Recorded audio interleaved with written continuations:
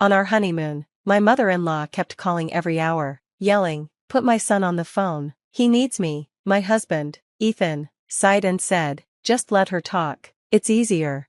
I was so angry, I grabbed his phone, blocked her number, and whispered, "If you won't cut the cord, I will." His face turned pale, he saw I meant it. Ethan is a good man, kind, caring, and funny. He remembers how I take my coffee and always brings me a jacket when I'm cold. But there was one big problem I didn't understand until it was too late: his mom, Diane. She wasn't just protective, she was obsessed. At first, I thought she was just a little too involved. I hoped it would get better after we got married. I was wrong. Diane had controlled Ethan's life for as long as he could remember. She picked out his clothes even in his 20s. She paid his credit cards, even though he had a job. She called him all the time, even when there was nothing important to say. If he didn't answer, she'd keep calling or send texts like, "Where are you? Are you okay?" And if he still didn't respond, she'd call me. It didn't matter what we were doing, she'd always find a way to interrupt. Ethan always said, "She just loves me, she worries." I let it go for a long time because Ethan was great in every other way. I thought he'd grow out of it. I was wrong. We were married for only 3 days when Diane started calling him every hour. We were in Maui for our honeymoon. I was excited, it was our first real trip as a couple. No stress, just the two of us. Then his phone rang. I saw her name and felt sick. He sighed and said, "I'll just answer real quick." That night, she called again, and again, every hour. At first, Ethan tried ignoring the calls, but I could see the stress on his face every time his phone buzzed. "It's fine," he said. "She's not going to stop," I replied. He sighed again. "Okay, stop." But she didn't stop. By the second day, I was over it. At breakfast, the view was beautiful, the ocean breeze, palm trees, coffee in hand. I was finally feeling relaxed. Then his phone rang. Diane again.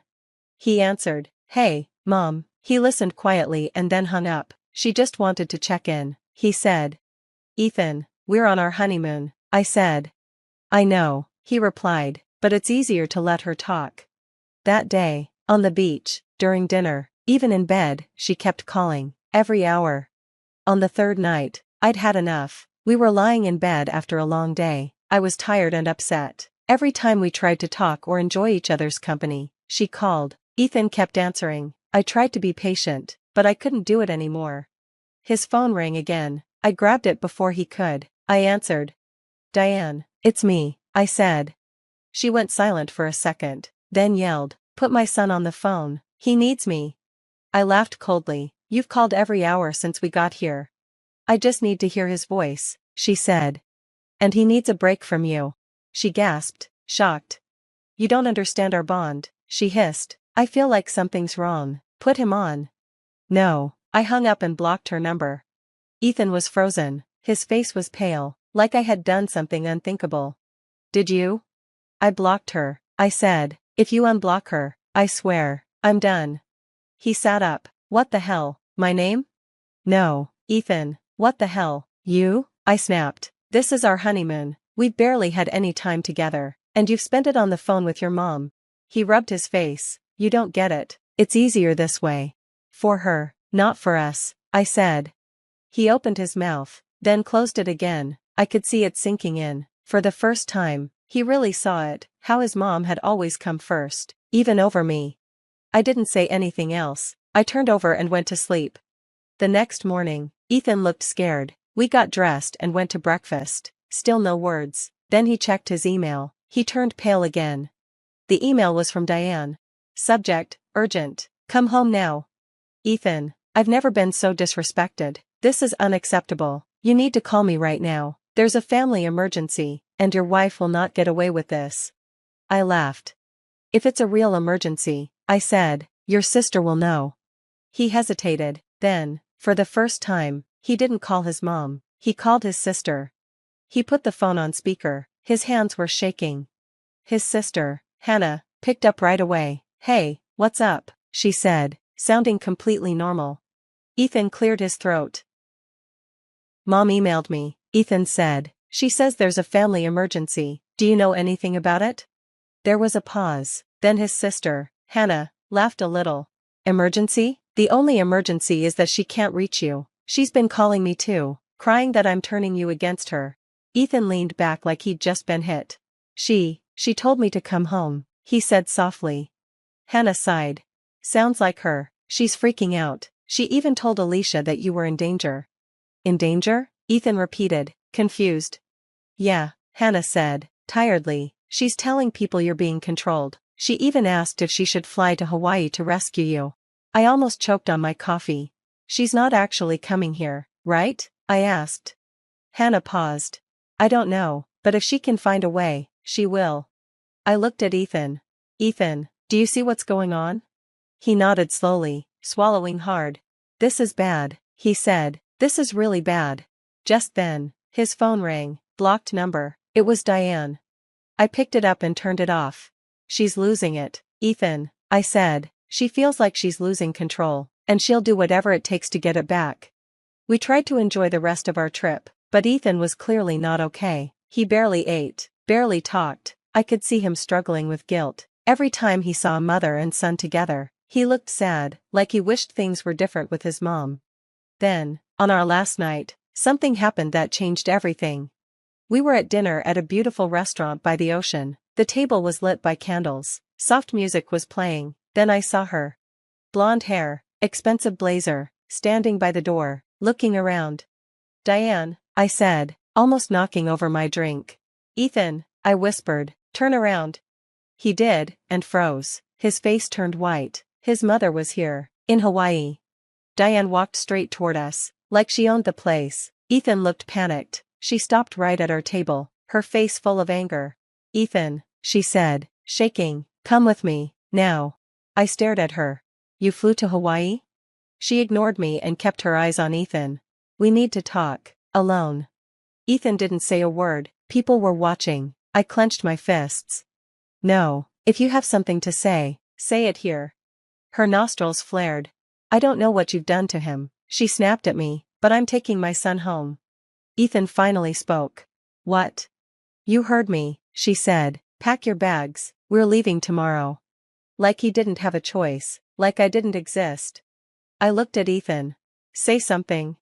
He opened his mouth, then closed it again. He looked stuck, confused, like his brain couldn't figure out what to do, so I spoke for him. We're not going anywhere, Diane. She glared at me. You don't get to. Then she hissed. You manipulative, selfish little. I stood up. Enough, I said. This is insane. You flew here, tracked us down, and now you're trying to take your grown son back like he's a child. I shook my head. You need to leave, now. She turned to Ethan. You're really going to let her talk to me like that? She whispered. After everything I've done for you? Ethan looked crushed, and then Diane made a huge mistake. She grabbed his wrist, not gently, like she was going to drag him out of the chair. I slammed my hand on the table. Don't touch him. Everyone in the restaurant went silent. And then Ethan did something I'd never seen. He pulled his arm away. Mom, he said, voice shaking, you need to leave. Diane looked shocked. I'm your mother, she said softly. You don't mean that. Ethan swallowed. I do. Tears filled her eyes. You're making a terrible mistake, she said, and then she turned and ran out of the restaurant. Ethan sat there, staring at the table. His hands were shaking. I reached over. Are you okay? I asked gently. He didn't answer right away. Then he looked at me, eyes full of sadness. I don't know who I am without her, he said quietly. And my heart broke. That night, I realized something important. This wasn't just about setting boundaries or protecting our marriage. Ethan had grown up in a cage, and now, for the first time, the door was open, but he wasn't sure if he could walk through it. Diane had stormed out of the restaurant, embarrassed, angry, and, worst of all, determined. I knew in my gut, this wasn't over. Ethan sat across from me, pale and shaking. He had just stood up to his mother for the first time ever. He should have felt free, maybe even proud, but instead, he looked lost. I reached for his hand. Ethan, talk to me. He didn't answer. He just closed his eyes and breathed heavily, like he was trying to wake up from a nightmare. A waiter came over nervously. Is everything okay here? I forced a smile. Yes, we're fine. But I wasn't sure that was true. I had a terrible feeling that Diane wasn't done. We left the restaurant an hour later. Ethan didn't say a word on the way back to the hotel. When we walked through the lobby, I noticed something. A man was standing near the entrance, mid-50s, gray hair, wearing a polo shirt. He was scrolling through his phone, but he kept looking at us. Something felt wrong. I nudged Ethan. Do you know that guy? He barely looked. No, why? He keeps watching us. Ethan sighed. You're being paranoid. Maybe I was, but when the elevator doors closed, I saw the man one last time. He was still staring, and smiling. Back in the hotel room, I locked the door and pulled the curtains closed. I wasn't taking any chances. Ethan dropped onto the bed with a groan. I feel sick. I sat beside him. What now? He let out a long breath.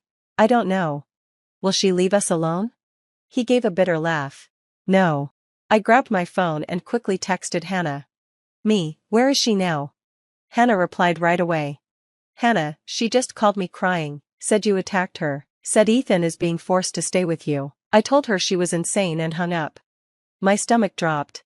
She's flipping the story, I whispered. Now she's the victim. Ethan rubbed his forehead. That's what she does. Then, a knock at the door. We both froze. Knock, knock, knock. Not loud, not fast, calm, steady. We looked at each other. I tiptoed to the door and looked through the peephole. It wasn't Diane. It was the man from the lobby. My heart jumped. I turned back to Ethan. It's that guy from downstairs. Ethan sat up. What? Knock, knock, knock. I tried to sound calm. Can I help you? The man answered through the door. Ethan, your mother sent me. My blood ran cold. Ethan stood up fast. Who are you? I'm a private investigator, the man said. Your mother hired me. I felt dizzy. She's trying to track us, I whispered. Ethan's hands curled into fists. Go away. The man chuckled. I just need to make sure you're okay. If you open the door, I'll leave. I almost laughed, like we were just going to let him in. Ethan's voice was firm and cold. If you don't leave, I'm calling the police. There was a pause, then the man sighed. All right, no need for that. We heard footsteps, then silence. I waited a few minutes, just to be sure he was really gone, then I turned to Ethan. Your mother hired someone to follow us. Ethan was shaking. I can't believe this. I swallowed hard. You know what that means, right? He nodded. Diane wasn't going to stop, not unless we made her. We barely slept. Every sound made me jump. Every shadow under the door made my heart race. By morning, we knew what we had to do. We needed to leave. I called the front desk and paid for the room over the phone. I booked an earlier flight, then I called hotel security. A man pretending to be a private investigator knocked on our door. He said he was sent by my husband's mother. The front desk replied, Front desk, ma'am, that man came by again this morning asking for your room number. My breath caught. Did you give it to him? Front desk, no, of course not, but he was very persistent. My hands were shaking. I turned to Ethan. We need to leave, now. He didn't argue. We packed in 5 minutes and took a side exit out of the hotel. On the way to the airport, Ethan didn't say anything, but right before we boarded, he turned to me. I need to do something, he said. I looked at him. What? He took a deep breath. Something I should have done a long time ago. And then, for the first time ever, he blocked his mother's number. As the plane took off, I felt like I could breathe again. I leaned against Ethan's shoulder, exhausted but relieved. Then his phone buzzed. Blocked number, a voicemail. Ethan's face tightened. She got a new number. He hit play. Diane's voice came through the phone. Ethan, you've made a terrible mistake. You don't understand what you've done. I'll fix this. I'll fix everything. You'll come back to me. You always do. Click. Ethan stared at the phone, his eyes empty. And I knew, we weren't free yet. When we got home, I knew it was only a matter of time before she did something else. She had crossed the line by hiring someone to follow us. But to her, this was just the start. Ethan had changed. He was quieter now. Distant. Like he was still trying to process what his mother had done, and who she really was. For a few days, we tried to get back to normal. Then the letters started coming. Typed. Formal. Cold. Cease and desist. Diane was threatening to sue me, for emotional distress, and 4 alienating Ethan from her. It was so ridiculous I laughed the first time I saw it. Ethan didn't. She's serious, he said quietly. I folded my arms. We're not playing her games. He nodded. I know. But she's not stopping. And he was right. 2 weeks later, she showed up at our house. It was a Saturday, late afternoon. I was in the kitchen making tea when I heard it. Pounding at the front door. Not knocking. Pounding. I froze. Ethan walked past me and looked through the peephole. He froze. It's her, he whispered. Of course, it was. I grabbed his arm before he could open the door. Ethan, think. He ran a hand down his face. I need to end this. Before I could stop him, he opened the door. And there she was. Diane stood on our porch, soaked from the rain, looking furious, like she had fought her way here. She looked at me first, not Ethan. You, she spat. Ethan stepped in front of me. Mom, stop. But Diane shoved past him and came into our house. I snapped, get out. She ignored me and turned to Ethan, pointing a finger at his chest. You're not my son anymore, she hissed. You've changed. She glared at me, woman has turned you against me. Ethan flinched. Diane took a deep breath, her voice softening. But it's not too late, she said, trembling. You can still come home. We can fix this. And then, she started crying. Real tears. Or at least they seemed real. I saw Ethan hesitate. Years of being controlled made him want to fix things, comfort her, be the good son again. I had to act fast. Leave. Now, I said. She snapped. You don't get to tell me what to do. Then she hissed. You're nothing. Just some woman who stole my son. Ethan took a deep breath. Mom, he said quietly, you need to leave. Her head snapped toward him. What did you say? Ethan's face looked pained, but this time, he didn't back down. I love you. But this stops now. His voice shook. You can't control me anymore. You can't follow me, call me, track me, or threaten my wife. I won't let you. Diane's breath caught. Then she laughed. Cold, bitter. I always knew you were weak, she whispered. Just like your father. Ethan froze. The words hit him hard. I saw it in his face. And Diane smiled. That's when I realized she didn't come to take him back. She came to break him. And that's when Ethan snapped. His voice was calm, dangerously calm. I remember now. Diane frowned. What? Ethan shook his head, his eyes haunted. You told me Dad left because he didn't love me. His voice cracked. But that wasn't true, was it? Diane went still. Ethan continued. You drove him away. Just like you're trying to do with my wife. Diane flinched. I stepped forward, my heart racing. Ethan, what are you saying? He turned to me. I repressed it for years, he said. But I remember now. He looked back at Diane, his face unreadable. Dad left because of you. Diane's lips parted. For the first time, she looked nervous. You were so controlling, Ethan whispered. You suffocated him. He wanted to take me with him, but you, his voice cracked, you threatened to destroy him if he did. Diane's face twisted. That's not true. Yes, it is, Ethan said, shaking. You told me he abandoned me. But he didn't. You took him away from me. Silence. Diane's face turned red. You ungrateful little. Get out. Diane's head snapped up. Ethan was breathing hard now. I never want to see you again. Diane gasped. Ethan, she whispered, panicked. You don't mean that. I do, he said firmly, unwavering. He took a deep, shaky breath. Goodbye, Mom. And then, he closed the door in her face. We stood there, listening. For a moment, I thought she might scream or bang on the door. But instead, she just walked away. No words. No threats. No final outburst. Ethan exhaled slowly, like a weight had been lifted. Then he turned to me. His face was haunted. I feel, he swallowed. Empty. I nodded. I understood. Cutting someone out of your life isn't easy. It hurts, even when it's necessary. I pulled him into a hug. We stayed quiet for a long time. Then he whispered. Do you think she'll ever stop? I was honest. I don't know. But I did know one thing. Ethan was free. And that was the one thing Diane could never take away.